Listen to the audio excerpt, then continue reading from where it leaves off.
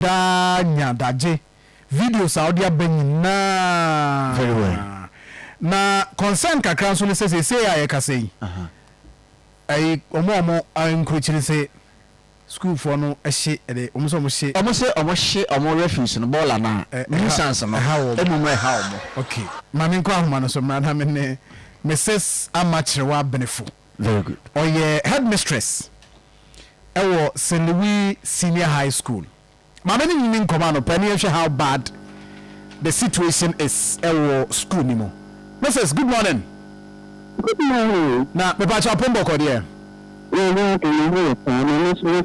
nyame adom ye hoye na enra ye reporter eba school ni mu ebe hwe niema ekoso encroachment and how critical some komodie aye ediama school no na but over school no how many years ni what do you say ni it actually down no 2018 this is 7 years ni yeah okay almost all right so over here no my entire encroachment issue school no the premises the environment how uncle for ACC are dying a school no but over here na say na city in fact we back 2018 we are two friends the year working down in but I'm a president of the school so I'm a student not also be in school money it's the be a down no now there no build your hedges and I know and the record that we have in the school is not in our school but because we want to learn to protect school land at the time, and now it's about but that is not the issue now.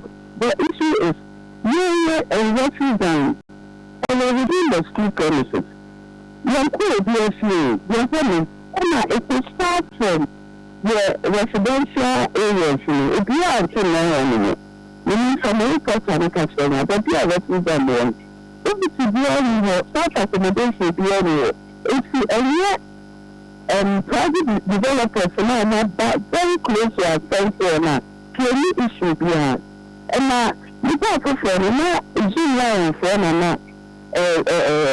Almost a that's how now you don't have the financial strength that you get to me. I give you the services of Zoom line.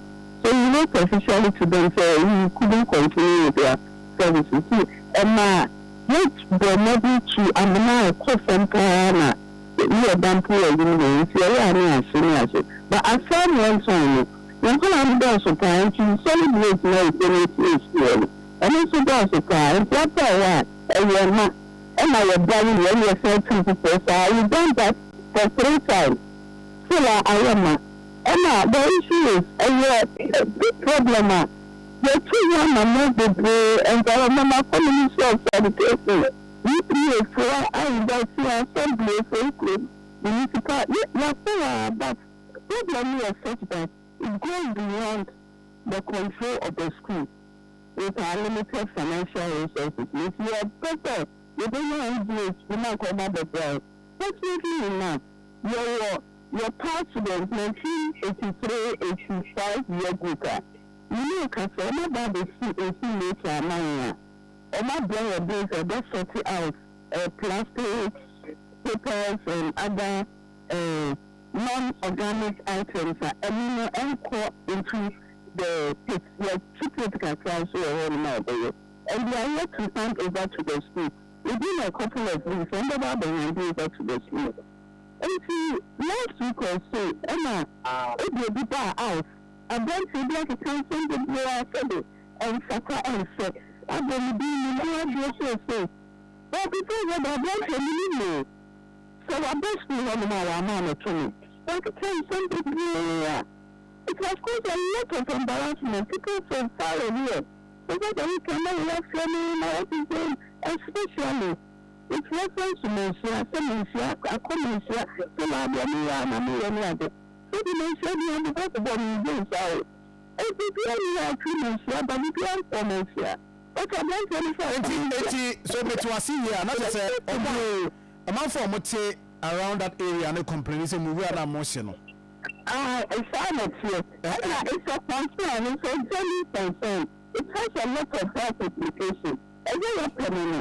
But it's a very school land. Only a number two, but that is not to say the area is the right thing. We are trying to find a lasting solution. And America say, yes, I'll be here and see later.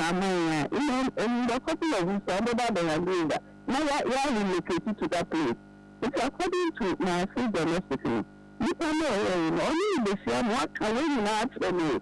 And I feel like the official area myself, it's in the national and we do the needful. Is that the way for it? What is your vision for for stakes? Only I do American license. About 10 years, it is new. Also, about school for that time. And by now, I'm honest. And I have to say that I work with. It is all permanent. You have other people who are attend to you. According to you, panel, the Tomaso account, if you not tell me, so and you see this, and I call out to the public domain already. It is all my situation, it is. Fortunately, I didn't see the initial approach, and I'm using Zoom line on the other. Now, there because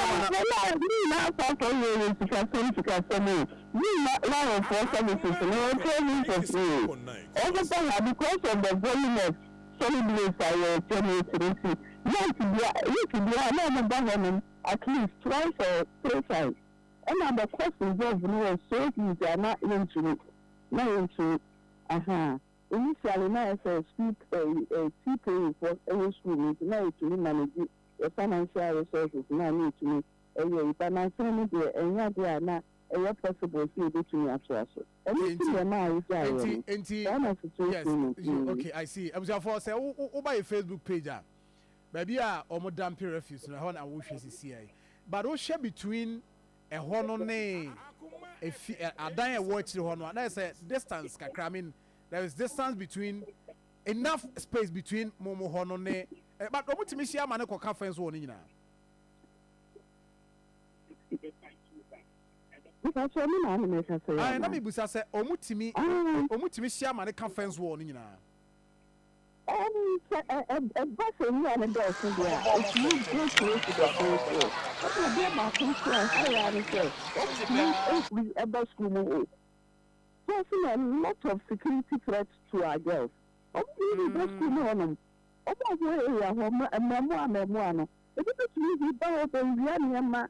last time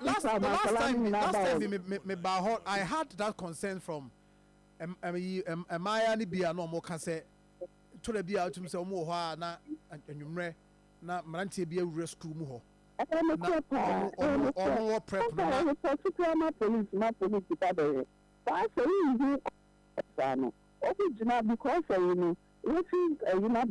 keep happening to it not be a so offense on it, it will be best school. It's over bar and collaborate for classes about what you do. I say, where did I running here my towels and collaborating him and my personal effect. From about the Sisako. A very serious issue. So, originally, no, the municipal no entimia make any effort so bit my system. I found the new barber show, but now I'm sure beyond their control. And they couldn't do much. If you for crash or behind the moment that you are caught, that's all I can't risk a thing for so as I just say, you engage the services of Jim Lyle. Jim Lyle from another 5 miles. But you see, I'm to me and continue with that service. Anything I do that you're doing. And they say the all students and all my ready somewhere system. A proud student, a year group, 1983-85. Both Form 5 group and then the 6th form group. And on my account, we have my year. And the project cost you over $30,000. Over your Juma, I don't know. Over 5 years, being like a your best sorted out different categories of solid waste. a bit to me and my money. Okay, yeah, who video no? Yeah, who video no has to see a share live. Facebook. But more officially no, more commission na. If I said baby. Munyan commission. I settled for a second week in February. In February, I said you better commission. Okay, inti ano ba beboa. I'm here dealing with sanitation issues. But one thing, so they say, me a concern, even though sanitation no a concern, but me concern is say encroachers no. Why not monitor the movement? Because said I say at the point now, more fence wall any ho no munya kwan say more to fence wall. But one thing is that there fence wall no say fear burn no say they see burn no yeah she say you know obi a person get access a obetimi afa kire ho e de awuram minim per what you've heard the obeto ye no e ba ne say na omotimi adidia awura school no nsase mu sa I need to know so after I hear school, I said, your call has been put on hold. Please wait. Okay, I was here. Ever tried say Mrs. Ever twice. So now me perceive me because Bema. One thing is that